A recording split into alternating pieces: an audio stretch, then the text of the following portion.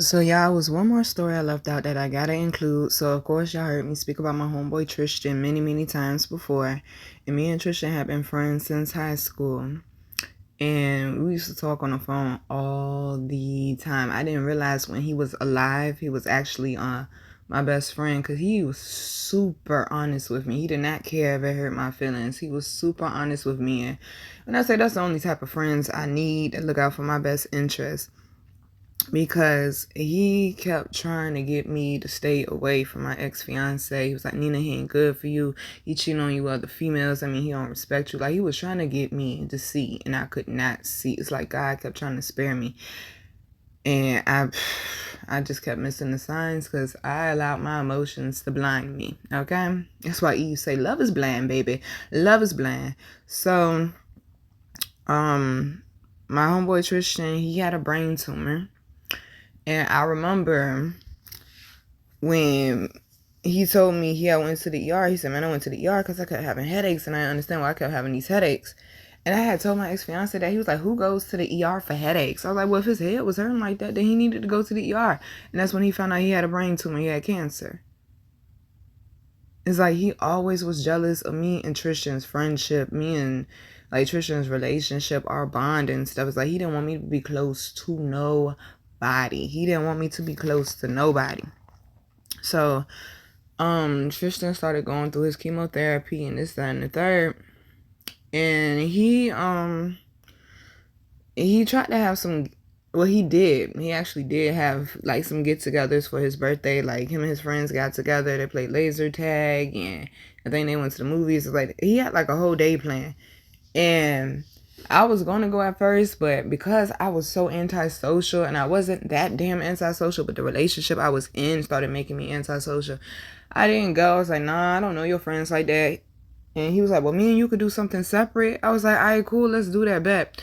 So he was like, let's go to dinner and a movie. Now, usually I wouldn't have did that, or he was like, we go do something else. But we was going to go to dinner, though, for sure. Like, go sit down, chop it up, like we always do when we link up. And I was like, yeah, let's do that. I was excited. So I told my ex-friend, I said, yeah, me and Tristan, we're going to go out to eat and probably either go to a movie, or we either, going to go do something, like something active, something fun, like go-karts or something like that. Tell me why this man got mad. That sound like a date to me, and that, that's my friend, though. And this was before I cheated. Like, that's my friend, though. And it's like, it was just a lot, y'all. It was a lot. It was a lot, because that was April. So that was a month before we had got arrested. And it's like he really tried his best to separate me and Tristan, yo. And it got to the point where it did end up working. Because Tristan was going through chemotherapy and stuff. He ain't got time to be dealing with drama and nonsense. And when I say I miss my friend so fucking much, yo. So me and Tristan, especially like when I found out he was sick with cancer, we used to speak every fucking week. We used to speak every week. And I noticed a month had gone by and I hadn't spoke to him. And I'm like, man, where my nigga at? Where my nigga at? But I didn't have contact with nobody else that was connected to him. I didn't have contact with nobody else that was connected to him. So one day we was over Mac house. And I just so happened to get up on Facebook. Well, actually, hold on, my bad, y'all. So one day we was at Mac's house, and I went over to my home girl. I call her my little sister Nisha house, cause when I would go when I would go visit Mac, cause it was out my old neighborhood. Like he said, around the corner from my old house. So I would go see my little sister Nisha. So I was over there kicking it with Nisha, and she remembered Tristan because it was times I went over there before, and me and him was on the phone, or me and him was texting. And she thought it was so funny because Tristan used to say hell up. Instead of saying shut up, he would say hell up. And she was like, oh, I like that. I'm taking it. He was like, hell up, Nina. I was like, stop telling me hell up, boy.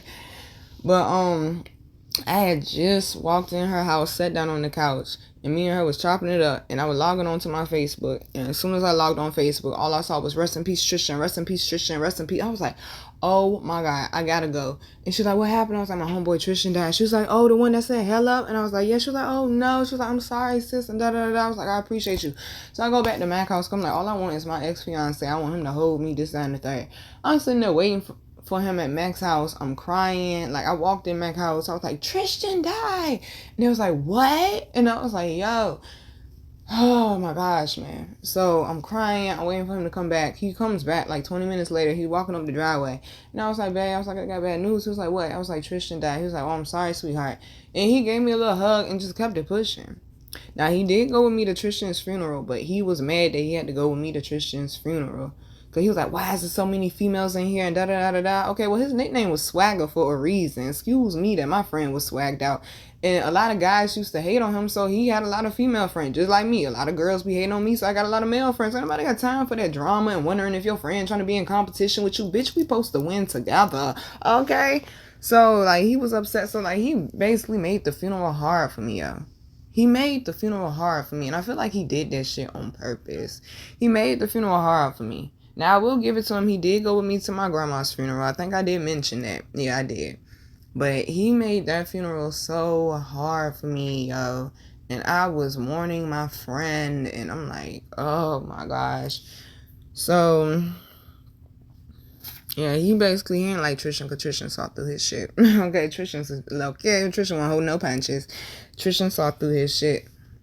I'm going to read the forgiveness letter. I wrote this August 7th, 2023.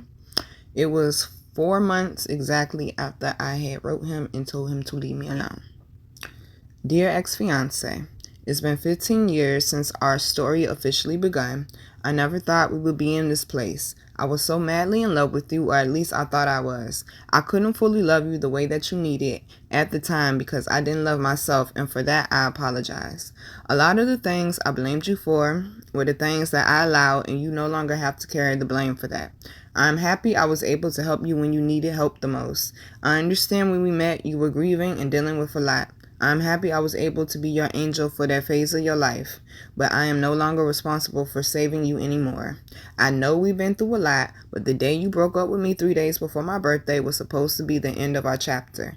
I forgive you for ruining my 18th birthday by having me around a female that didn't like me and me finding out that you may have possibly gotten someone else pregnant. I held a grudge against you for many years because while you were comforting her, I was losing our child. We both weren't ready, and it wasn't time for me to be a mother. I didn't want to be stuck with you for 18 years after I know what we've been through. Your homeboys telling me that I was green while we were together made me feel so stupid and that I was so loyal to the wrong person. The loyalty I gave you while we were together, you could never repay me. Just like me getting you out of jail for free. Me taking up for you when you were getting into it with the police and almost having to do 2 years for you. You would never have held me down like that, and your character is flawed, and you never deserved me in the first place. You never paid me back for getting you out of jail after I already drove all the way to Richmond to get you out for free. You never appreciated my effort or my love. I forgive you for publicly embarrassing me. All those times you got drunk and yelled at me in front of other people, being verbally, mentally, emotionally, and financially abusive. I forgive you for that night. You made me have sex with you in the middle of the field while people were watching us. I felt so degraded after, but I know I am worth more now. I forgive you for lying on me, for trying to cover up the wrong you have done to me.